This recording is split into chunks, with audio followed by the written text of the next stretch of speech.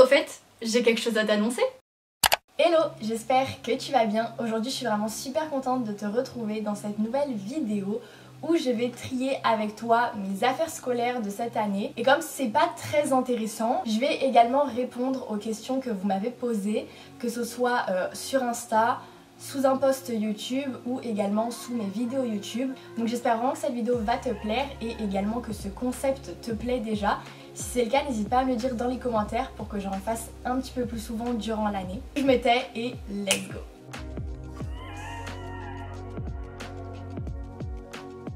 On va passer à la première question.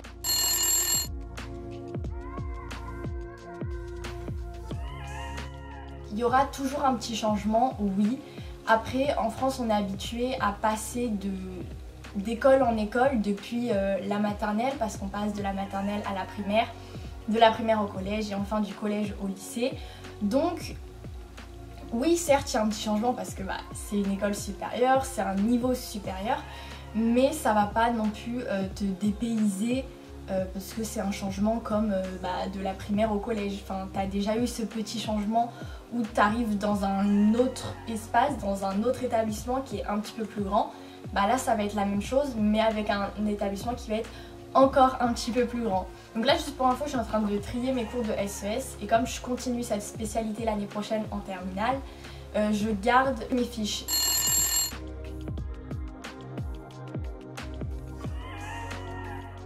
Cette question elle est super intéressante parce que c'est vrai que le fonctionnement du lycée est complètement différent du fonctionnement du collège. Donc premièrement, quand tu arrives au lycée, vu que tu passes dans un établissement où il y a des personnes qui ont entre 15 et 18 ans, voire même plus s'il y a des BTS, etc., etc. Donc c'est quand même une tranche d'âge où on accorde l'autonomie aux enfants, on leur fait confiance un minimum et donc on vous octroie le droit de pouvoir sortir. Donc au collège par exemple, si vous finissiez plus tôt, vous deviez soit faire un mot pour la direction ou alors vous deviez être autorisé à sortir plus tôt si un prof était absent. Et sache que là c'est pas du tout le cas, tu peux sortir, donc tu peux venir et sortir comme tu veux en continu aux horaires d'ouverture des grilles. Donc tout simplement, par exemple, si tu es inscrit à la cantine et que ton prof il est pas là, donc tu as le temps de rentrer chez toi, mais que tu es inscrit à la cantine, et t'es pas obligé de manger à la cantine, tu peux rentrer chez toi, t'es libre, il n'y a personne qui va te dire t'es inscrit à la cantine, t'es interne, tu peux pas sortir, ou alors tu manges et après tu peux sortir, ce qui est clairement inutile parce que t'as cours après. Mais bon, si tu veux sécher un cours, libre à toi de sécher le cours, de sortir, de rentrer chez toi, d'aller voir tes potes ou quoi que ce soit, mais après, vu que t'es autonome, que t'es un petit peu indépendant et qu'on te fait confiance, si tu sèches des cours, c'est à toi d'en prendre la responsabilité. Et après, sache que c'est quand même marqué dans ton dossier parce que si t'as pas d'excuses valables pour avoir raté ton cours, ça sera inscrit et ça pourra te porter préjudice pour les études supérieures, pour des futures écoles auxquelles tu vas postuler. Donc oui, t'es beaucoup plus libre, mais t'as quand même des responsabilités à prendre en tant que personne indépendante et mature. Au niveau des matières, donc quand tu arrives au lycée, en seconde, il me semble qu'il y a juste 2 matières qui se rajoutent, si je ne me trompe pas. La première, c'est sciences économiques et sociales, donc tu as 1h30 par semaine de cette matière. Et tu as 1h30 de la matière SNT, donc sciences numériques de l'informatique. Donc ça, c'est un petit peu le passage entre la technologie du collège et la spécialité NSI que tu peux prendre en première. Et donc pour te faire un petit changement, pour te montrer un petit peu à quoi t'attendre si tu prends cette spé, on te cale 1h30 de SNT par semaine où tu vas faire des bases de Python, des bases de codage, des bases d'HTML. Bon, je te parle sûrement chinois si tu t'y intéresses pas, mais voilà, tu verras ça quand tu arriveras en seconde. Ah mais au fait, j'ai quelque chose à t'annoncer. Comme tu le sais sûrement, cette année je passe en terminale et qui dit terminale dit bac. Qui dit bac dit également année très chargée avec pas mal d'étapes à passer. Bref, une année complètement folle en perspective. Je voulais d'un côté immortaliser ça pour moi et d'un autre te partager également toutes ces épreuves. C'est pour ça que j'en suis venue à l'idée de créer une série de vidéos qui retrace toute mon année de terminale et qui te permet également de m'accompagner durant cette année. Cette série va donc s'appeler Objectif Bac et elle sortira tout au long de l'année sur ma chaîne. Il n'y a pas de moment bien défini, de date précise, de rendez-vous à noter, pas du tout, les vidéos sortiront quand elles seront prêtes. C'est pour ça que c'est super important de venir me rejoindre sur mon Instagram, mais également d'activer la cloche des notifs pour ne rater aucun épisode d'Objectif Bac. Parce que franchement, ce serait con. J'espère vraiment que cette série de vidéos va te plaire, j'ai vraiment trop hâte de lire tous tes retours. Déjà d'avoir ton premier avis, ta première impression sur l'annonce de cette série. Et tu peux également noter dans ton agenda dès à présent qu'on se retrouve samedi prochain entre 10h et midi pour le premier épisode d'Objectif Bac. Ouais, j'envoie du lourd. Je t'ai pas menti, cette série va juste être dingue et j'ai trop hâte de lire tous tes retours sous tous les épisodes de cette série. Vraiment, lâchez-vous, mettez tous les commentaires que vous pouvez, ça me ferait juste trop plaisir. En tout cas, note bien dans ton agenda, samedi prochain, premier épisode d'Objectif Bac, donc voilà. Je me souviens plus de la question. Ok, l'organisation au lycée. Les profs ne vont pas être derrière toi en continu.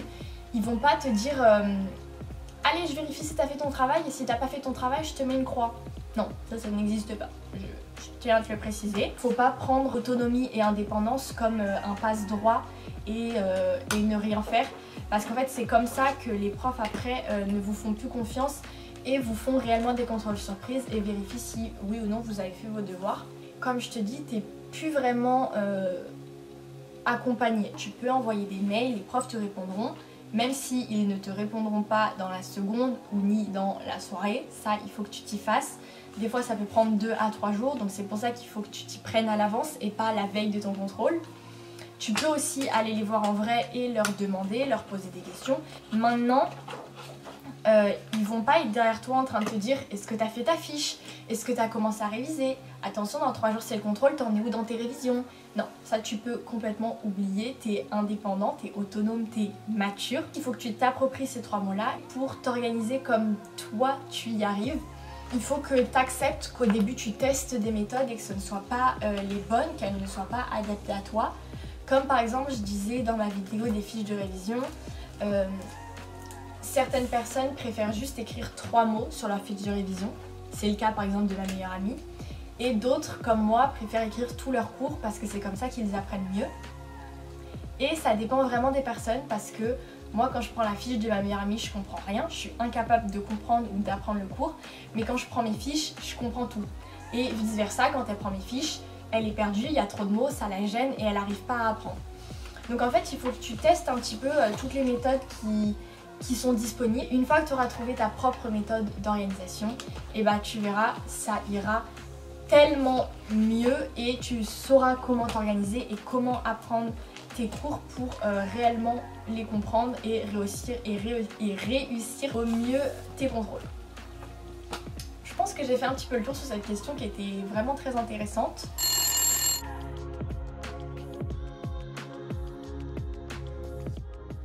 Mon conseil c'est reste toi-même. N'essaye pas de jouer un rôle pour t'intégrer plus facilement au sein d'un groupe ou pour faire plaisir à telle ou telle personne. L'authenticité et la simplicité, vraiment retiens juste ces 2 mots. Peu importe comment t'es, peu importe comment est ta personnalité, juste reste toi-même et c'est comme ça que tu peux réellement te faire de vrais amis.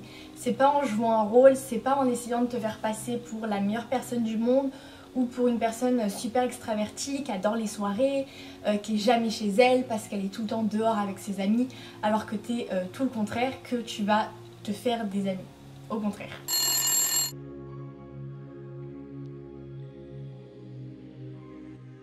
Le bac a une nouvelle fois changé. Ouais, yes, on comprend tout. Absolument pas. Déjà, le bac compte seulement sur les programmes de première et de terminale. La seconde, c'est la classe un petit peu cool, relax, vacances entre la 3e et la première. Mais taffe quand même parce que si c'est pas le cas, tu vas ramer en première. En première, tu passes désormais tes épreuves anticipées de français à la fin de l'année. Donc l'épreuve écrite et l'épreuve orale. Ça ne change pas. Depuis début juillet, le ministre de l'Éducation nationale française a une nouvelle fois changé cette réforme du bac qui n'aura jamais connu une année normale. Donc maintenant, en première, tu ne passeras plus d'épreuves communes.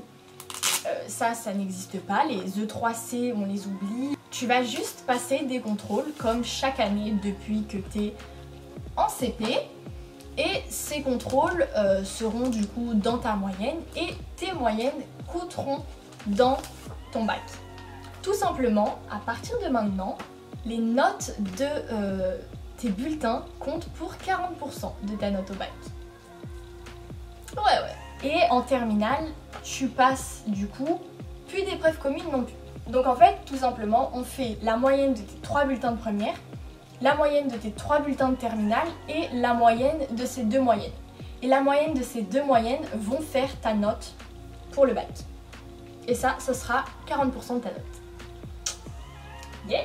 Et en fin d'année de terminale, parce que, bon, on va pas te laisser comme ça, tu passes d'autres épreuves encore. Tu passes celle de philo, tu passes également tes 2 épreuves de spécialité qui t'accompagnent en terminale, tu passes également le grand oral. Il me semble que j'ai fait le tour sur cette nouvelle réforme, de la nouvelle réforme, ainsi que sur les classes que concerne le programme du bac.